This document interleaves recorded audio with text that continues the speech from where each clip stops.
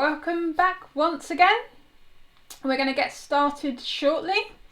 So if you are going to be joining along, now is a good time either to get yourself sorted on the Near4j sandbox, so that's near4j.com/sandbox, or you can join along with Near4j desktop as well. I thought I'd have a go with the sandbox this time around for a bit of a difference, a bit of a different change.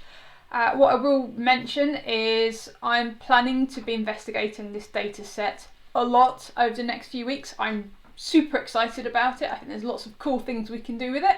So although we're going to do some stuff in the sandbox, the next sessions will switch over to desktop. Don't worry if you do any code or anything like that. What I'm going to do, and what you may have spotted on the slide there, is I'm going to effectively put any code that I do or any data models, all that kind of stuff, I'm going to put it into a GitHub repo, so you'll be able to take that stuff and rerun it. So don't worry, at the end of this session, we've imported some data and so forth, I'm going to have all of that detail available there, so you can then go off, take that stuff and then rerun it onto Near4j desktop, so you can do it on a local instance on Near4j desktop, and you'll be able to continue to do all of these exercises. Okay, let's get started. Alright, so again, hello everybody once again. I'm going to be looking at a data set that I saw this morning. So no suggestions were put forward this week for what I should look at on the Twitch stream. So I was having a think this morning about what we could do, and I thought, well, I know, we can go and have a look at a random data set on Kaggle. So I went along this morning and had a quick peek, and I spotted this particular data set, and I was very excited because I thought a lot of potential. And we're going to have a quick look at that data set, and I'm going to show you why I'm particularly excited about it and why I think there's a lot of stuff we can be doing with that data set. So that's the plan. So we're going to do something a bit different. So still do keep sending me any queries that you want with regards to anything you'd like me to explore on a future session. But for the next few weeks, we're going to be exploring this data set, and as we go through today, I'm going to highlight some of the exciting things we can do. And absolutely, if you spot something as we're going through these sessions, you go, hey, it'd be really cool if we could look at this on this data set, do let me know, and we can introduce that and go through all of that.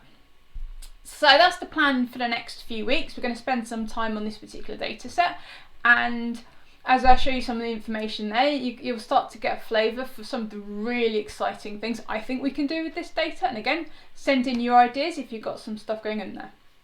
So that's the plan. I'm going to show you a quick look through the data set and why I think it's exciting. Bear with me 1 moment, I just need to close the window. Neighbour's burning something smelly.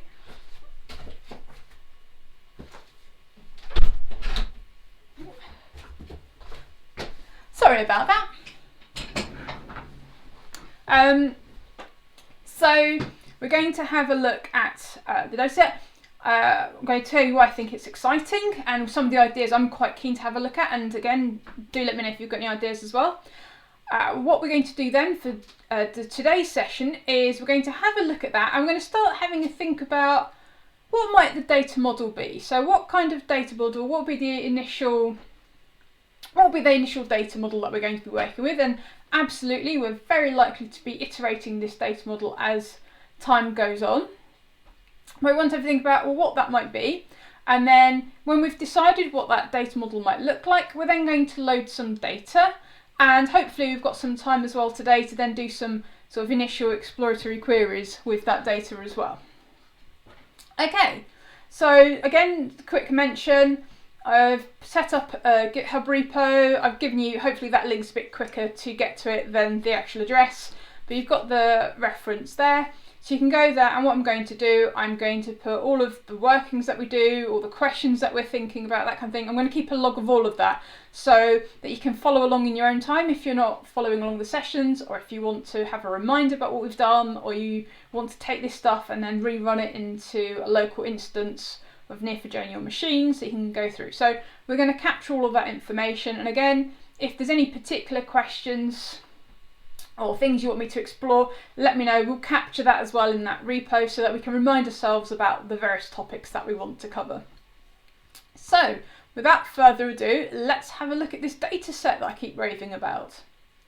So this is the wine reviews, and in this data set, I think this is from 2018, yeah, so in there it's got loads and loads of wine reviews. So there are 130,000 wine reviews, and it's got information about the varieties, locations, wineries and so forth.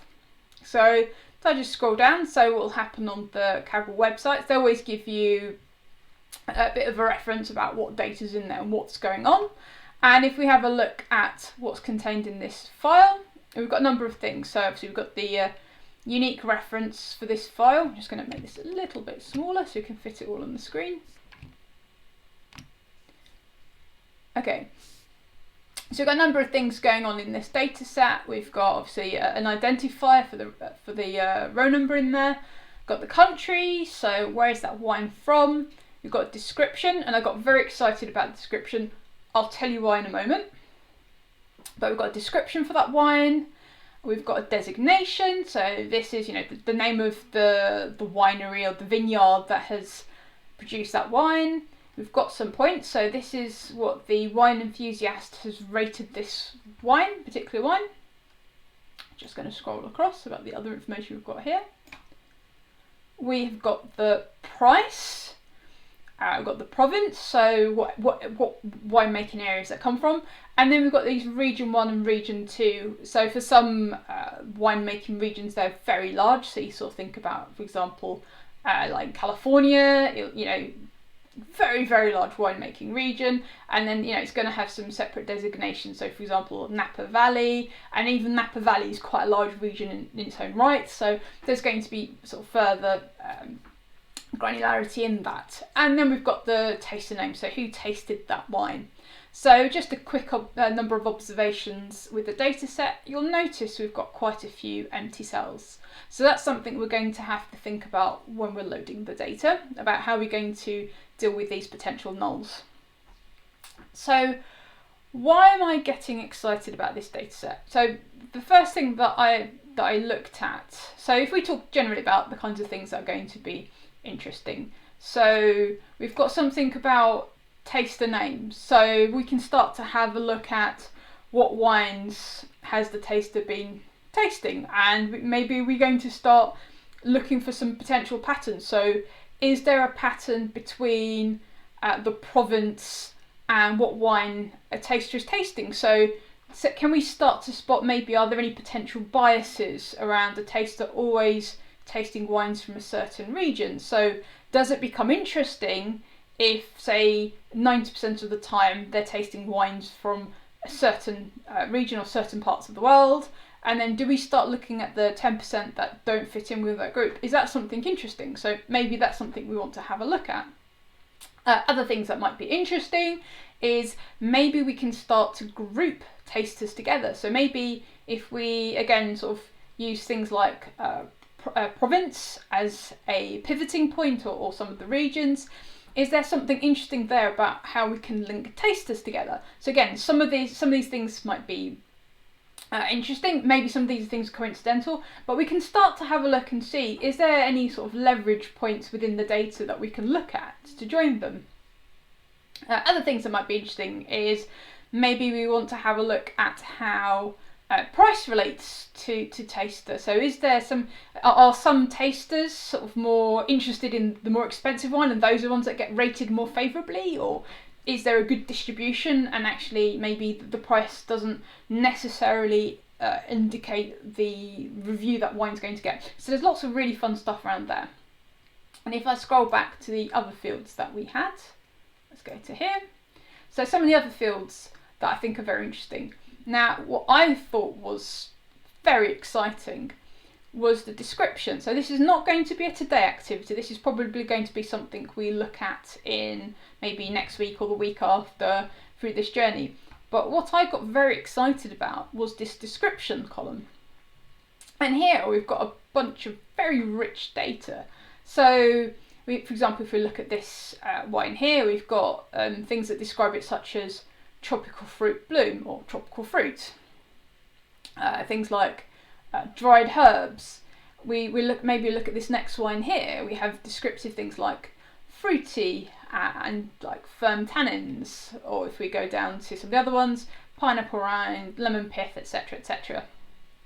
And what I see there is a very interesting thing to explore, is thinking about taking that description and doing some kind of processing to that text, so we can get rid of some stop words, so we can get rid of the is, the, and, etc., etc.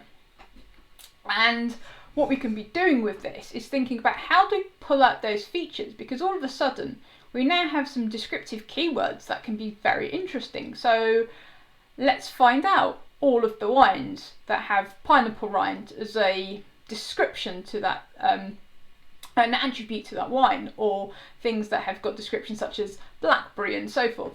So let me just make this a bit bigger so you can see the text again. So you get all these really interesting descriptive terms that are being used about the wine. And this is exciting because maybe we can start to pull out these features and go a little bit further. So perhaps it's not necessarily, say, the grape of the wine that's going to determine whether or not a wine is a favourite of ours. Maybe there is a whole combination of features going on. Maybe the thing that would drive what wine we recommend or what wine we're going to like is going to be based on some of these features that describe the wine.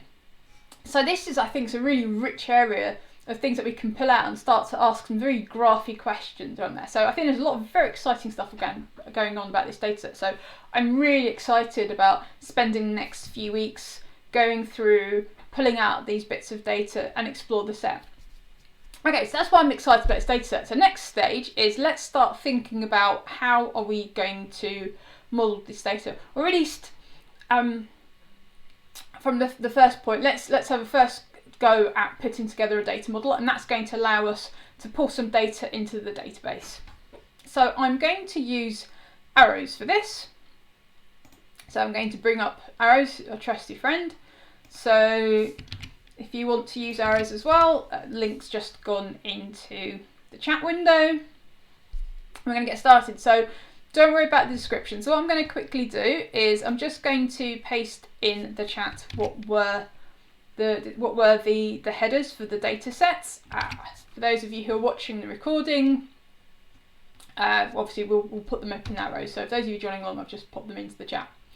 Okay, so the first thing we had was the wine itself. So let's get started. So for those of you who are new to arrows, what you can do to make an edit to a node, you double click on the node and this window will pop up. And you can do the same as well with the relationship. You can double click on the relationship line and again, a window will pop up to allow you to make some changes. So the obvious one I'm going to begin with is wine for a label. And this wine is going to have some properties. So I'm going to keep the row number because I think that might be useful if we need to do some updates or refer back to the data. I'm just going to keep that in there. So we don't need it for any kind of table mapping or anything like that. I'm just going to put it in there for now because I don't know whether I'm going to need it in the future, and I can always get rid of it in the future, but maybe I want to re-import the data several times if I decide I need it again. So I'm just going to add it in for now, just in case. So I'm just going to call this row, and I'm just going to give it an arbitrary value. I'm trying to do the metadata model, but we can put in some sample properties for now just to help see what's going on. So we've got wine. So some of the things we had in there, we had country. I think we're going to pull that out as a separate node because it makes sense to have that as a separate node, and we'll talk about that in a moment. The other thing we had as well was a description for the wine. So absolutely we're going to want to have that on the wine. So let's put that in.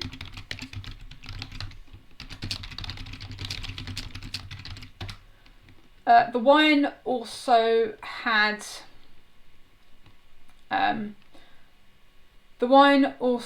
a price, so we shall put that on there. Let's call it 13. So the interesting thing here that's just struck me, which I've not looked at in the data, is does the data set consist of every single line being a unique wine, or do we have multiple reviewers reviewing the same wine? So that's an interesting one that's only just crept up on me. So let's have a quick look to see how many rows we have in here. Well, it let us know. So let's have a quick look at what it says here. Taste name, this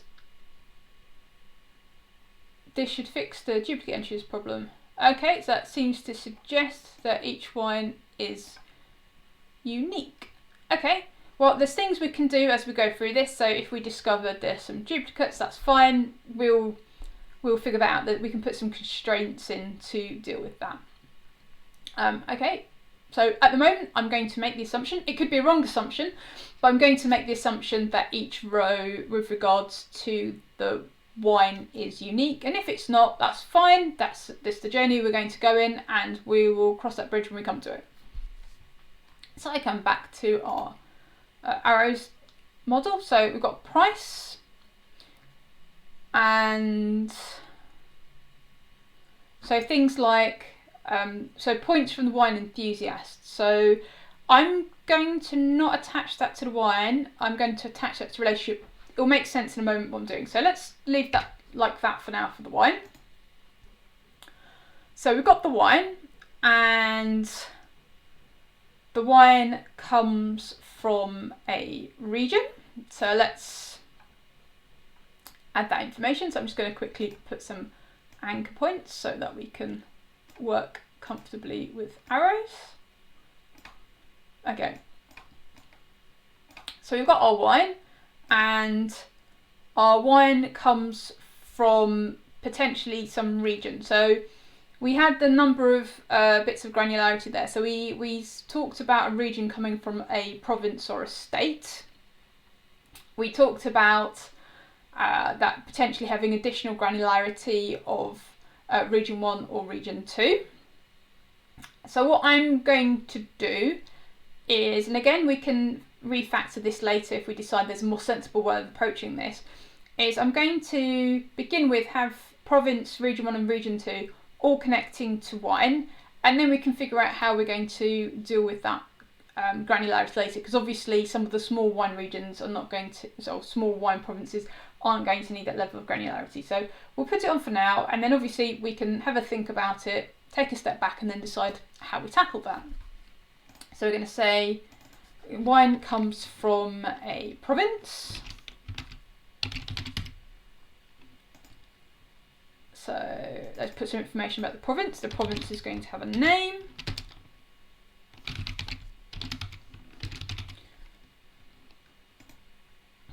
And let's give this a match.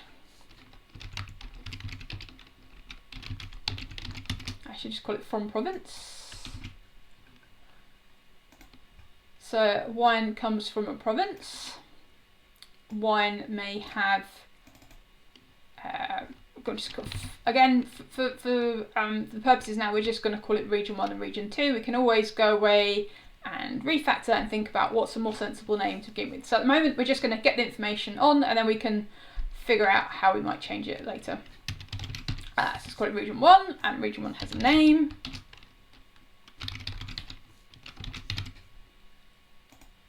And we've got region 2, and we'll give the relationship types as well.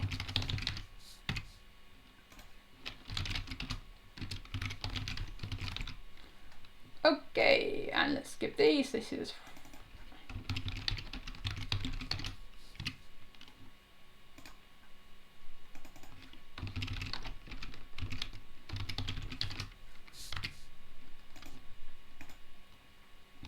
okay, and all of these are going to come from a country.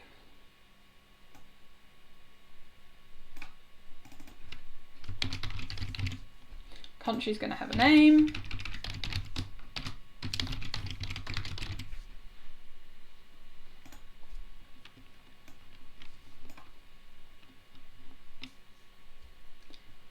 And so all of these are going to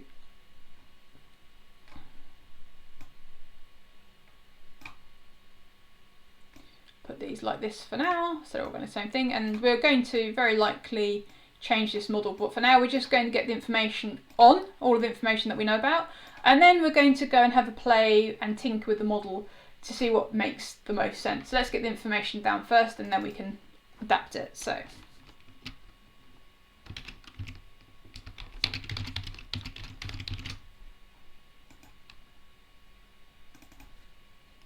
oops.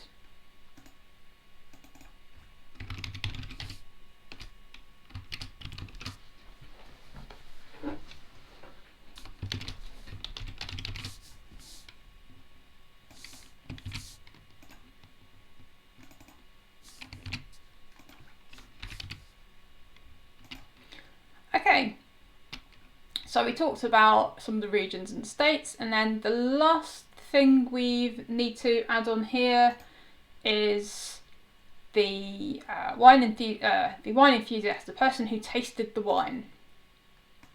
So let's add that on there. So, whoops.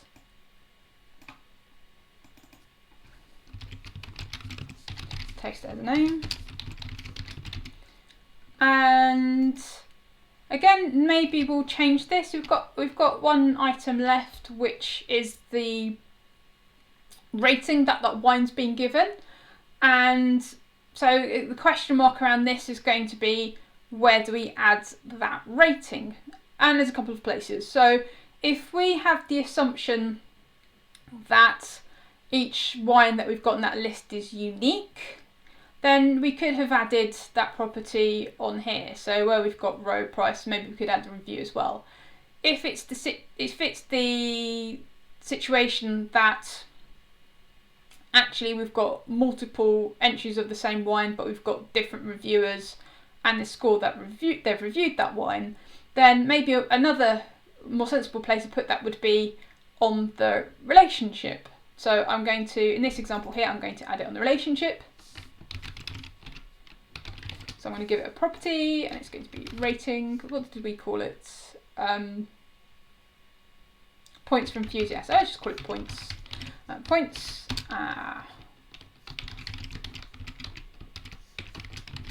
Okay. There we go. So that's a quick broad brush. Let's get the data that we have, the elements that we have. Let's get them down onto our model. So that's a starting point. So it's a little bit messy around here, and we also need to try and figure out whether or not we've got more than one wine. So I will have a quick look if Excel will allow me to load that data in one fell swoop, which it should do. If it's 130 lines, that shouldn't be a problem. I'll have a quick peek to see if we've got any duplicate wines in there. So I will do that in a moment. I'm gonna have a quick look. So Alex has said you can sort it region, country, area, winery, wine. Yeah, so we might be able to do that. So the only thing we need to think about what we do, and again, this is something we will look at and visit. We've got a couple of options here. So some of the wines, when we looked at the initial data set, so let me bring up the data set so we can look at that again. So if we have oops, just move across to here. So some of the wines have the province and they have the region. Some of them have the province and the region. Some of them have multiple put in, and I suspect some of these we may have some of these where they only have the region. There we go. So you've got one here where they've only got the region. So we want to have a little bit of thinking around how do we do that, and there can be a number of ways about how we do this. We might decide to chain the province to the regions, and the thing we have to bear in mind is that we may have 3 different ways of how we map that. So there, we've got a little thinking about that. So I think what we'll do is maybe for now, and then we can revisit this in a following session, we can start thinking about the pros and cons of how we might do this mapping. So we might decide to just repeat the data. So we might say, well, actually what we're going to do is, for example, this example here, where we've got Rheinhessen, we might decide that we just repeat Rheinhessen for region 1 and region 2, so it's across the same. And so for this one here, where we've got something in for the region, for the province and then region, maybe we just repeat the lowest value again. So we can have some thinking around that. So I think let's chat about that in a different session. I'm quite keen now for us to start thinking about getting some data in for us to explore. So let me have a quick look now to see in handy Excel whether this data is repeated. So bear with me one moment.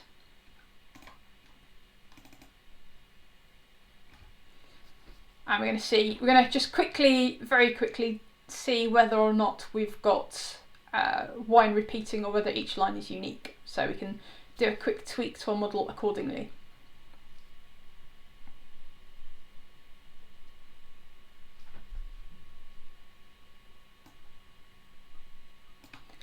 Okay. So what I'm going to do is I'm just going to take this and I'm just going to add a filter quickly.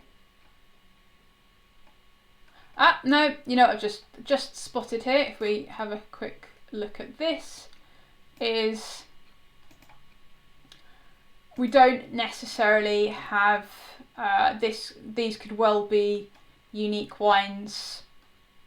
So if I try sorting by the description, this might be a bit painful for Excel. That's all right. Okay, it's not too bad.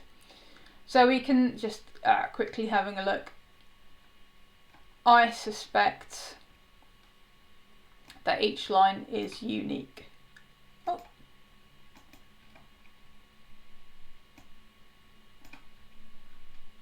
Let's have a quick peek at this one. No, I think. Okay, no, that's interesting. So it could well be that we do have some duplicate data here. So you can see we've got this example here, we've got the same taster here.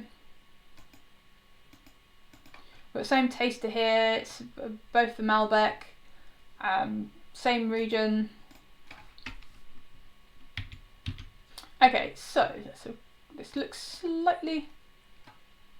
Aha, okay. No, we've got a bit more data in there. Right, so let's have a quick look at what we've got here. So we've got a title, which we're going to add in. We've got a great variety, it's got even more data. This is exciting. So even more things to introduce. So let's get that data in. Okay, so what we've got a title, we've got a variety, and we've got a winery. So we're also going to add that data in as well. So I've just posted that in the chat. And let's incorporate that into our model.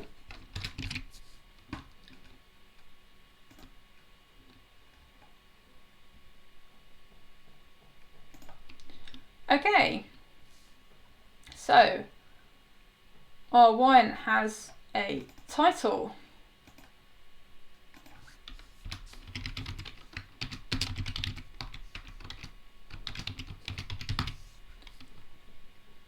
We have a variety and a winery. So what we're going to do for this, I think what makes sense is we're going to add a new node that's going to say what variety, grape variety it is. So let's do this. The variety is going to have a name. And let's say what it has.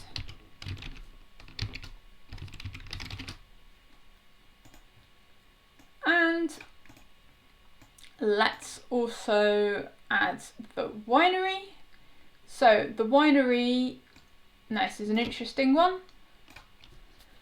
That's a good question to ask a wine fan. So is a winery restricted to a province? For now, let's say the winery is on a province, because we know everything is associated to a province for now, and we can always, as we understand the data better, we can figure out where it best sits. So let's add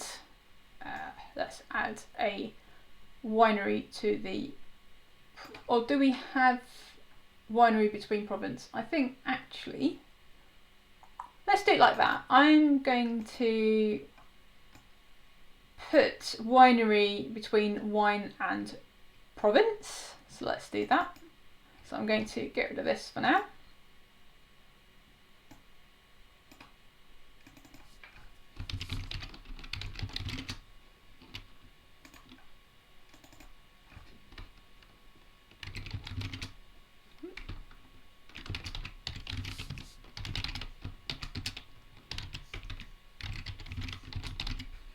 Do that, and winery is from province.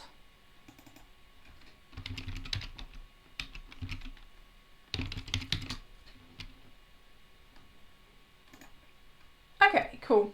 We are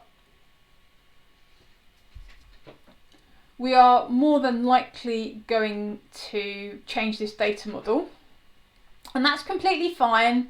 It's pretty straightforward for us to refactor how things are connected, so more than likely that's what we're going to end up doing. The purpose of this effectively is we've managed to think about sort of what elements we had in our data, and as a quick sort of think through, this might be what the data model looks like. So what I'm going to do, I'm going to quickly take a screen grab of this. Actually, I'm going to take the markup, so I'm just going to take a copy of this so I can recreate that later.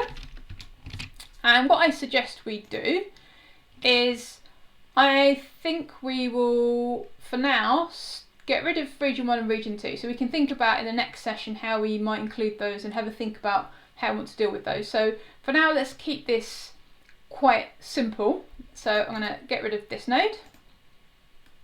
I'm going to get rid of this node.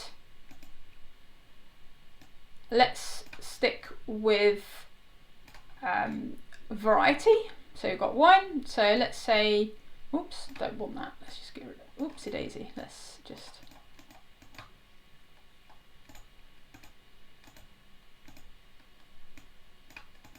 there we go. Right. Let's just get rid of this. Okay, so let's keep this relatively straightforward for now. So, okay, we'll have the variety, we'll include that. We'll have the wine, and we'll have the title of the wine and something about the wine. We will, as we are potentially dealing with, let's not worry about the duplicates for now. So let's first just do a first go at loading the data, and then we'll start talking around how we're going to deal with the duplicates later. So actually no, we'll deal with the duplicates straight away because it might be a fairly large data set. So no, we'll deal with that now. So let's have a look at what we've got here. So let's see. We have got wine comes from a winery, and that winery is in a certain province. That province is in a certain country. The wine has a certain grape variety, and there was a taster, and that taster has rated this wine at some time, and they've been given some points. So let's have a quick look at the data. Let's have a quick think about how we might deal with what we've got here.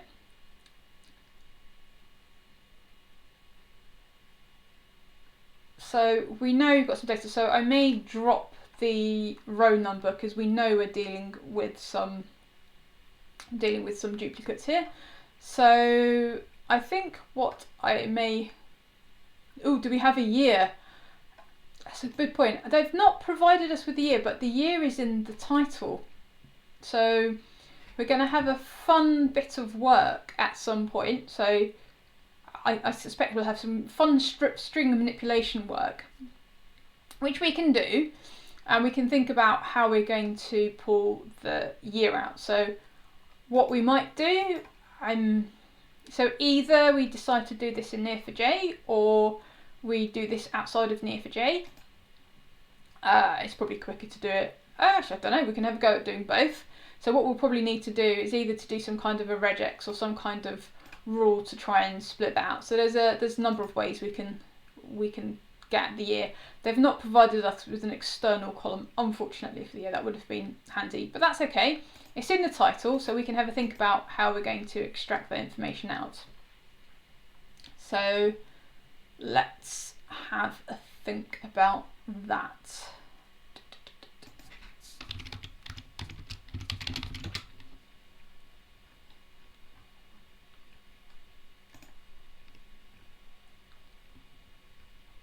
I'm just having a quick peek.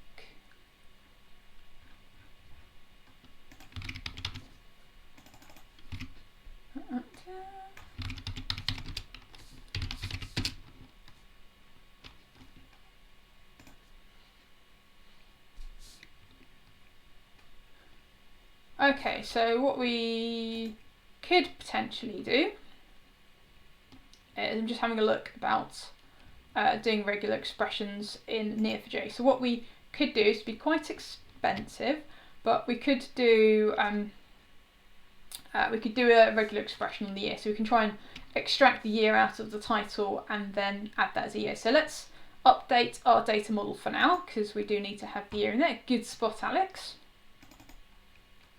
So it's going to have, now this is an interesting one, because you can have the same wine title, but you're going to have different years for it. So let's have a quick think about how would we represent year if that was something we were going to add. So would we say we have a wine family, and then within that wine family we have a number of years associated?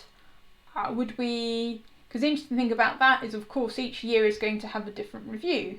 So what we could do is have a wine with the title without the year, and then from there maybe we're going to extract it out. So yeah, let's go with that for now. That's not a bad idea. So what I would, so we do certain years. So what I suggest we do then is let's keep this really small for now, because it's going to get quite large. So I'm going to add a year off of here, and the year is going to be, so I think we've got to, just trying to think about the kinds of questions going to ask, because if we're looking at ratings and things like that, it's probably going to be a couple of years. So what we could do is have a wine family, so we can still keep it as wine and keep the title, and then maybe we have a year come off that wine as well. So we keep the title as it is, and we think about how we're going to group the wine families and the wine names. So let's have a look. So what happens if we do something like year? Let's go to value year, and we're probably going to have some sort of a wine family. I don't know what's the best way of describing this. So let's say wine family, for want of a better description. So, and it's going to be title without year, something like that. I don't know. Oh, grape is the variety, so that's going to be an interesting one. So good points as well. I'm not sure if they mention if it's a red or a. No, they don't mention what colour wine it is. So it's obviously because some grape some grapes can be used. Some grapes can be used for both red and white, or green, or the other varieties of wine. So they've not provided it in there. So I think let's not worry about that too much for now.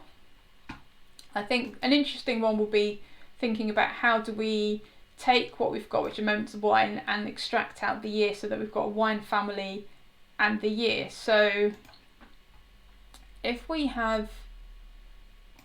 do something like this for now, so we're probably going to go away, take this and completely refactor the model, which is fine. I think this is more about that thinking activity of what data have we got, what kinds of questions are we likely to ask, and then do that. So it's completely fine to refactor your data model. Do not be afraid of refactoring your data and changing your data model. It is fine. It's relatively fast to do. Don't panic.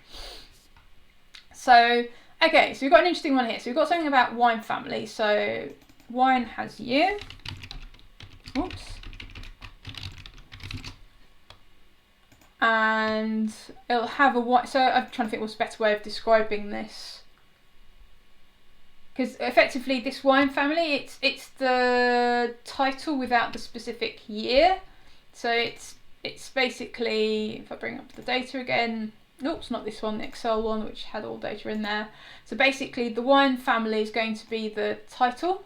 So maybe I should just call it wine title. So it's the title, but without the year. So this example here would just be this. We'd just drop the year here. So if we've got more than one wine, but from a different year, then that's what it would be. So let's do that. This is going to be a fun data set. We're probably going to clear out a few of the comments in here as well. But for example, like this one, so you're probably going to have more than one Rosa Ridge from different years. So in fact, if we try and sort that, let's keep a copy of that so you get an idea of what's going on. And let's sort this A to Z.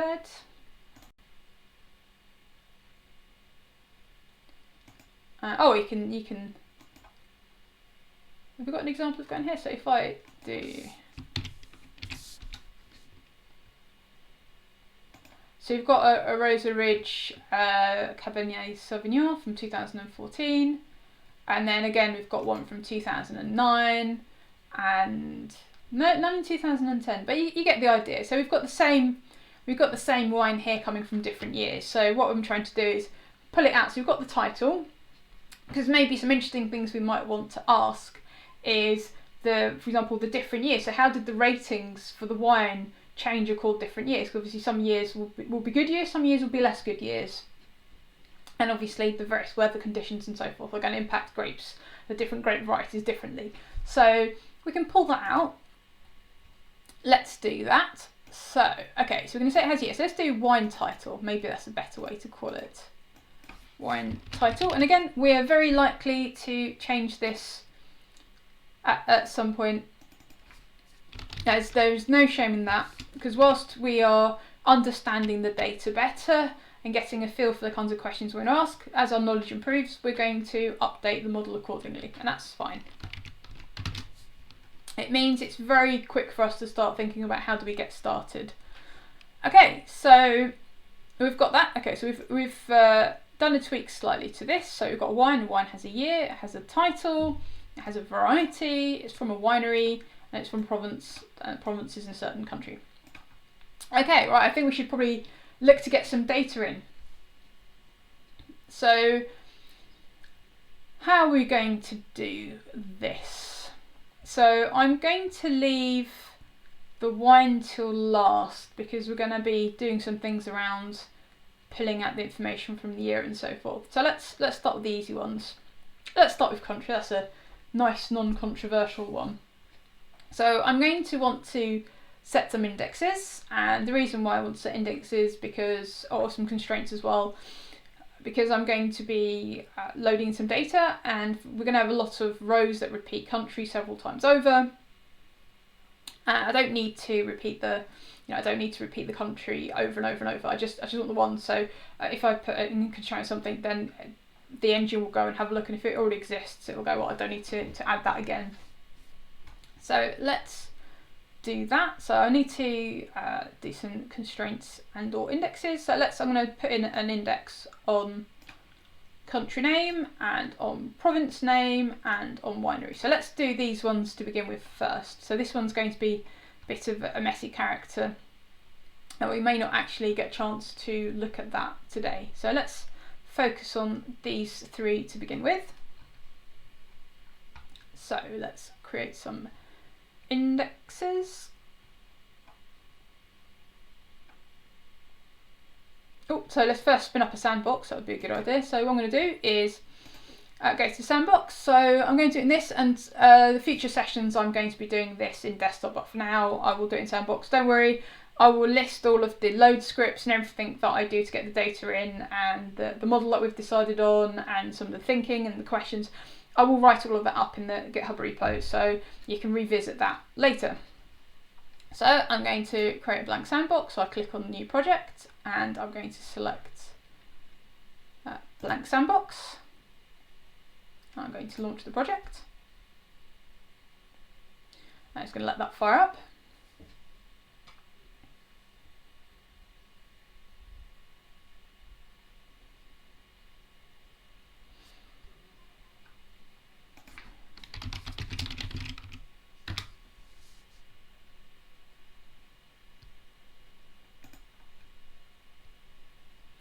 And then, so we're going to be doing country, province, and what did we say? We're going to do country, province, and winery. So let's do that. So I'm going to open up a browser. So what I want to do first is set some indexes. So,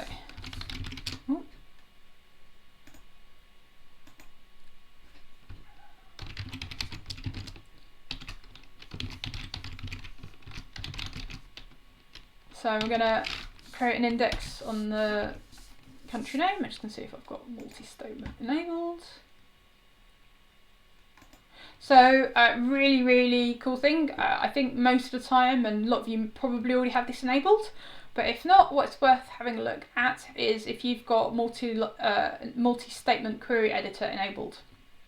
So if you click on the cog on browser, you'll see this option here. And what this allows you to do is if you're going to do a bunch of things to the database where you're not actually returning anything that you're going to visualize or view, but let's say you're creating a load of indexes or you're making some changes to your data and you're not returning anything to look at, then it's quite handy to have the multi-statement query editor enabled. So for example, I'm going to create a load of indexes, and if I just want to be lazy and just sort of put a bunch of commands one after the other, I can do that and just run them rather than having to do sort of write a command and press play, write another command and press play. So that's quite cool and handy. So I'm going to create an index on country. I was going to create an index on province. And I'm going to create an index,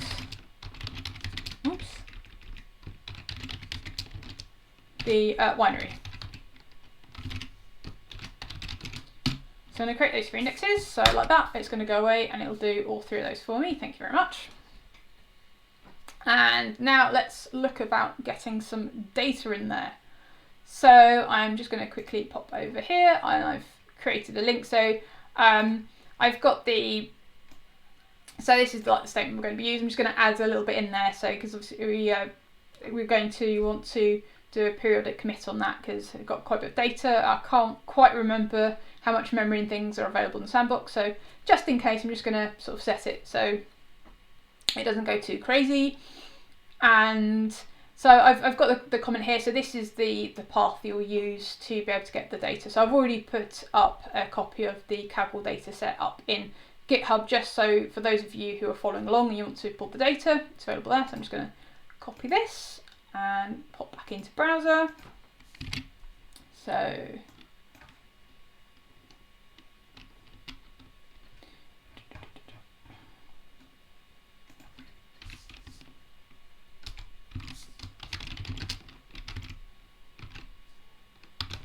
So this basically tells the database to commit the data into the database every so many rows. So that's just in case, you know, I mean, I probably could get away with not using it here, but that's effectively to stop like every single thing being stored into memory before it commits to the database. So we're effectively saying to the database, hey, you know, take a breather ever so many rows, commit that stuff, and then continue. So that's effectively what's happening here. And let's go for that. I think the default's 1,000, so go for 1,000. It's fine. Get rid of this. We've got our path. So GitHub has done some strange things here. Backtick, I'll double check. Oh yes, because I've got the backticking document. So just change that so that's the right way round. So that's going to put data as row, and what we're going to do, we are going to merge our row. Actually, let's return the first row to begin with, so we know what it looks like. So let's do. Actually, we're going to do that. Return row limit 1. Let's get rid of this for now. That's just going to give us the first row in the database. Don't run that too often, because effectively that's having to go off and pull the entire file to then give it the. No, that's not quite. But anyway, we can see what we've got in there. So we know we want country. That's going to give us the country name. We know we've got winery here. That's going to give us the winery name. And what else were we looking for? Winery and country. Oh, and province. And we've got the province here. So those are 3 bits that we're going to pull. So let's do that. So, and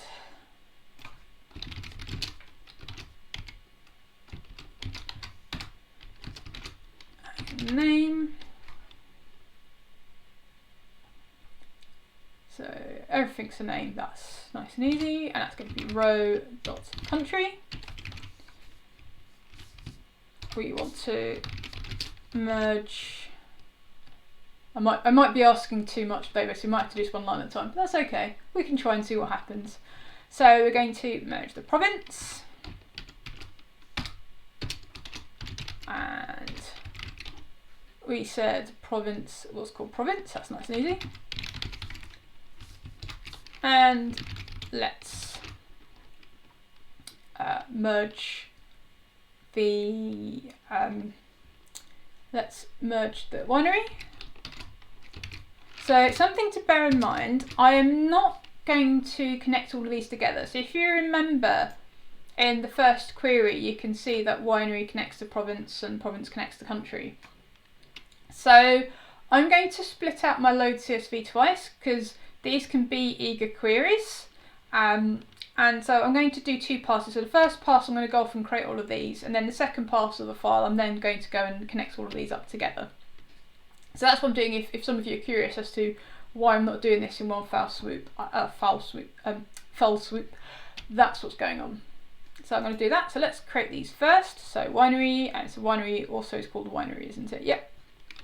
So name row.winery.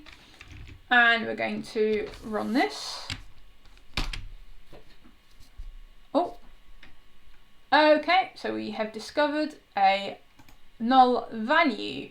So what we're going to do is we're going to put in a little trick. So I don't know which one of these has got a null value, so that's quite exciting. So let's go, actually let's show you what you can do as a trick. So if you've got a null value, and let's do this for all of these. So there's a little trick that you can use, which is, let me just jot it in here so you can see what's going on. And it's sort of this idea of for each, so we use this for each trick, and what happens here is we check to see whether a line value is null. So if it's null, then we want to do something, and if it's not null, we don't. So I don't know what's causing the null value. I'm wondering if it's the winery or something. So what we can do is, let's have a think about how we want to tackle all of this. We could do this for each value. Actually, let's have a look which ones. No, let's do this for each one.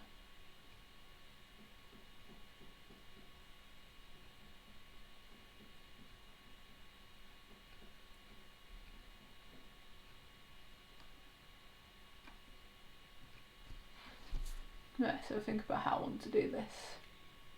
Because I'm trying to think, what would I like to set for the null value? Let's find out what's causing the null value. So this is probably not the most scientific way of doing this. So I'm just going to run each one and see which one it says, which one is the one that's setting it off. I suspect it's going to be province, but we shall find out. Oh no, it's country. That's exciting. Okay. So in that case, what we'll do is if it's got, I bet there's probably some nulls for province as well. I bet there's nulls for all of these values. That's okay. So I guess what's going to happen is we're going to have some wines that are not going to be linked to a country, which is exciting. So I think what we're going to do is maybe we will create a new for each one, for country, province and winery, just to keep it simple, because maybe we want to do some analysis on how many wines are not associated with a country, a province or a winery. Let's just pick some. I'll just basically set it to like no country, no province, no winery. So we'll create like the new ones for each one of those, and then that at least we can tackle like that for now. So let's do that for the moment.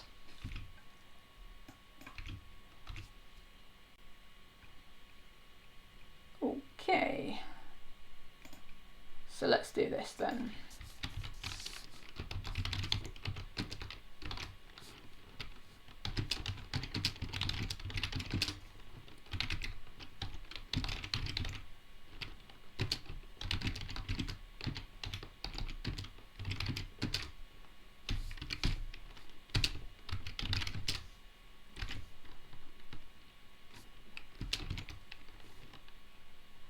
We're going to say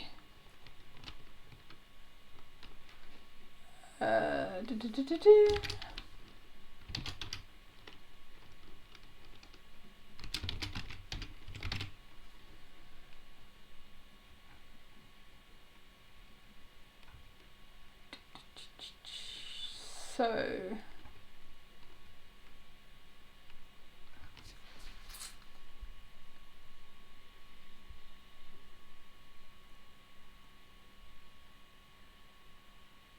the only problem with this is that I can't do it like that on the merge because it returns a.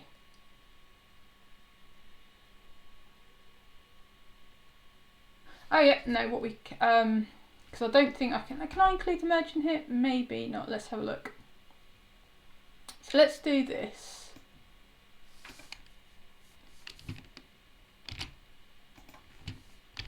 Might work. Let's try this out. So what I'm trying to do is I'm going to do a conditional when it does a merge. I don't think it's going to let me, but I'm just going to try it just in case it does. So we want to do row.country. No country, and then this is what we're going to say. We're going to say, let's take this, put this in. I'm going to say it's going to be I. Let's block these out.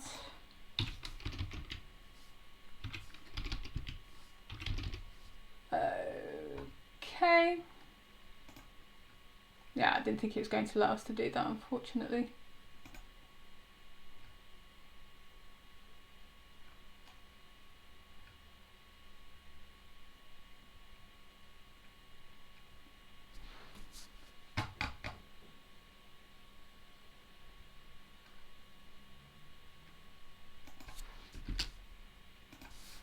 Okay, so what I think I might do here is I might use APOC2. So I'm sure there's a way of doing this in Cypher. I use Coalesce. Good point. Let's go with that.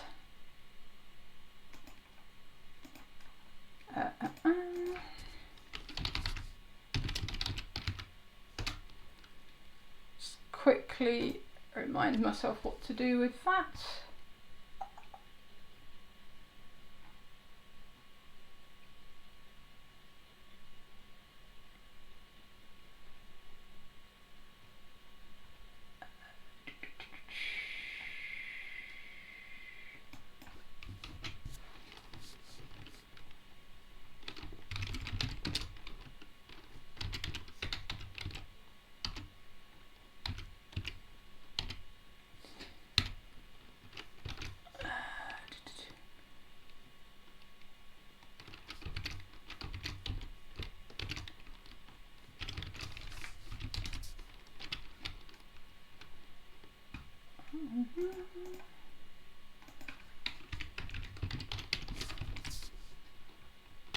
Okay, cool. Let's have a think about how we're going to do this.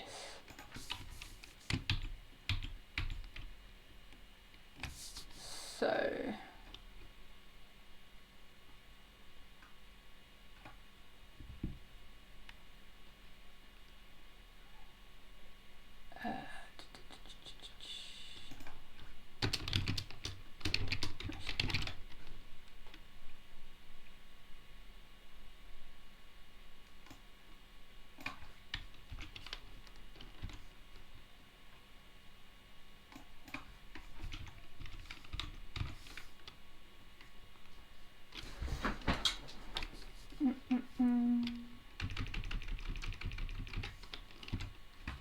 So I may have to call it there because we're up on the hour, and I appreciate I've spent a lot of time talking about and fusing the models rather than getting this working. So what I will do is I will go away and figure out exactly what we need to do to get this data loaded. I will go away and have some thinking and look at approaches for how we can extract out the year so that we can handle about how we're going to pull the data into the wine stuff. So what we're going to do, so I will go and do that. I will set that out in the GitHub repository, so keep an eye on that.